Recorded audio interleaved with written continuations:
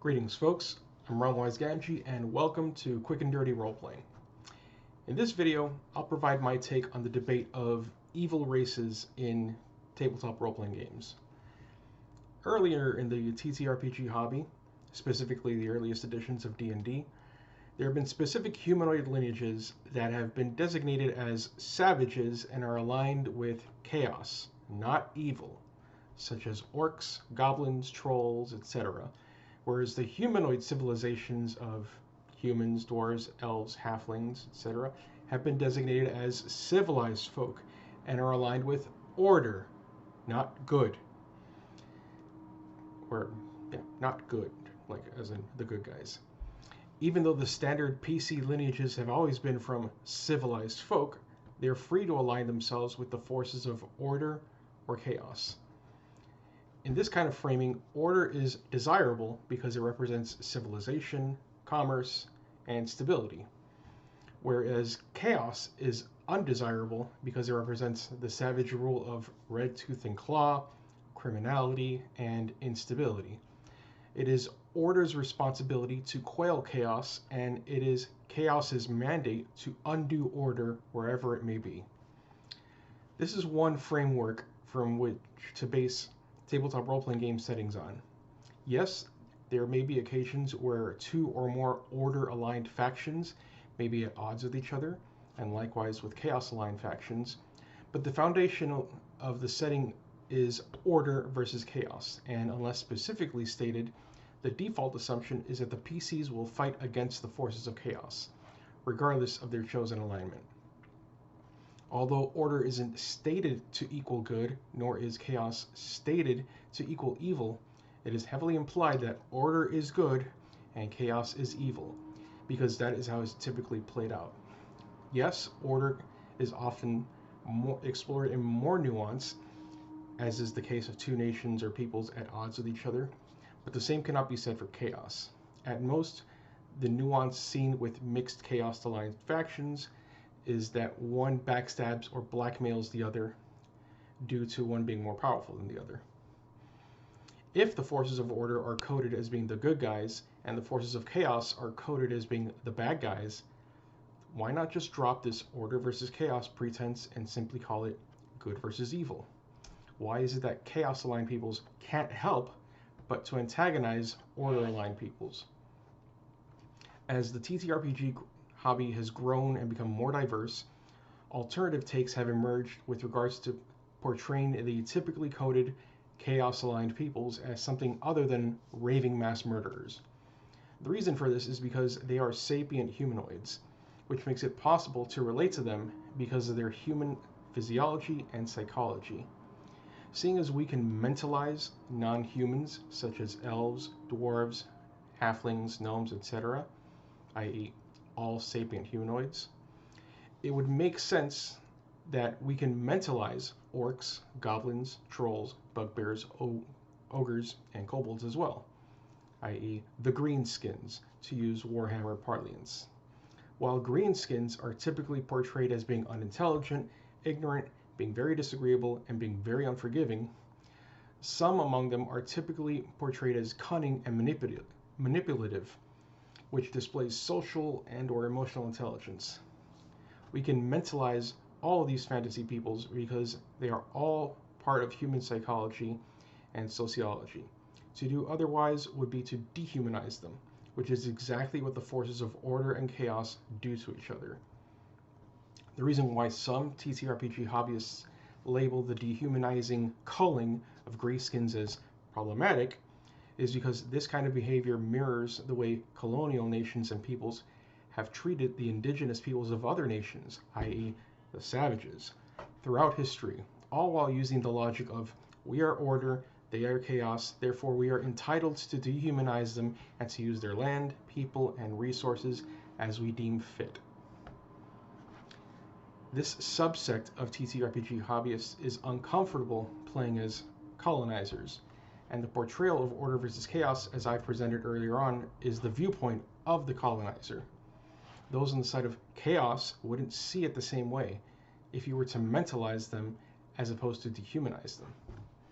So is it possible to portray specific types of sapient humanoid peoples in a way where it is necessary for them to harm or destroy other sapient humanoids in order to survive.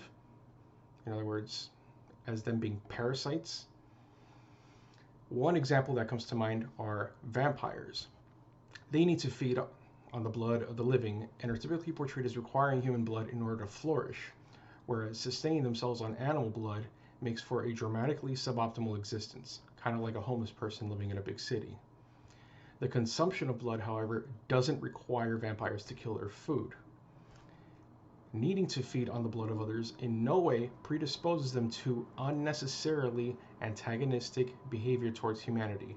That comes from their culture, which is typically portrayed as fascistic, i.e., we are the chosen people, others are lesser to us because we are stronger and they are our food, we are entitled to rule over them and do with them as we like, etc. The correlation between feeding on blood as a sole means of nutrition and fascistic behavior is tenuous at best, due solely to the ways that vampires are objectively more powerful than humans. Does this mean that no vampire can go against the grain and live their lives peacefully among the humans while sustaining themselves in their blood? No, it doesn't. Can a vampire community live this way?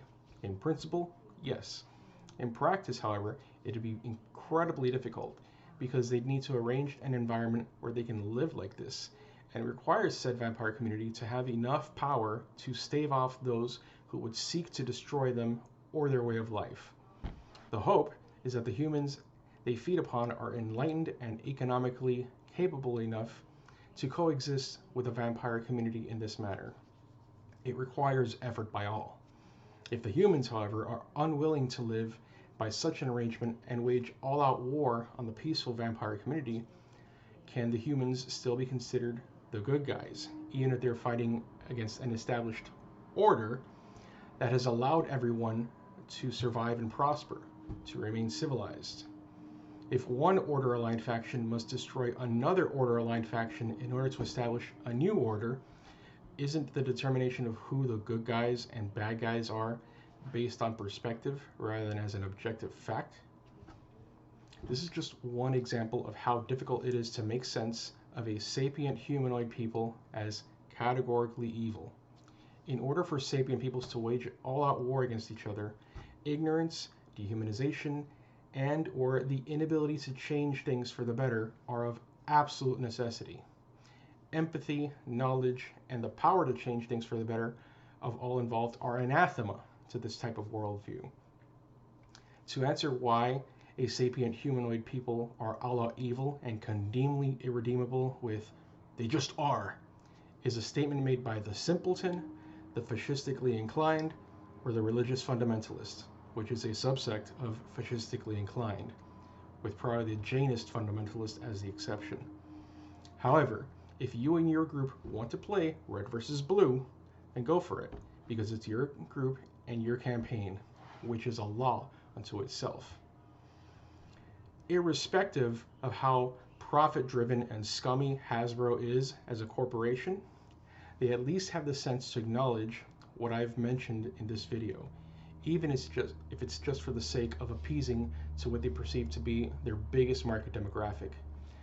Somehow, I doubt that rolling back the clock on this cultural perspective is the thing that is going to increase their profits and nullify blunders like the OGL scandal, their monopolistic and draconian treatment of D&D and Beyond, the Honor Among Thieves movie, which was okay, and potentially their upcoming VTT.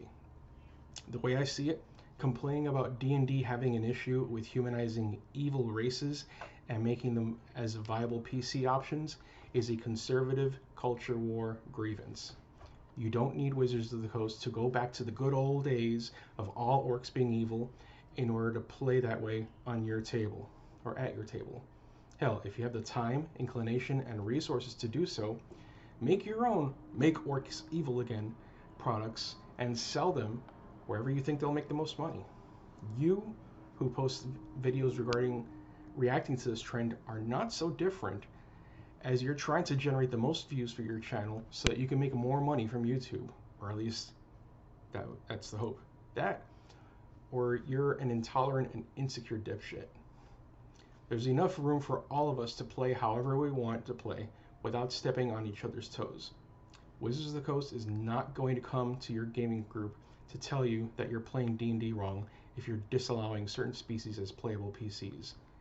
Play how you want. We don't care. If you enjoyed this video, please like, share, and subscribe. If you're going to leave a comment, please keep it respectful and relevant. Until next time, folks, take care and play to find out what happens.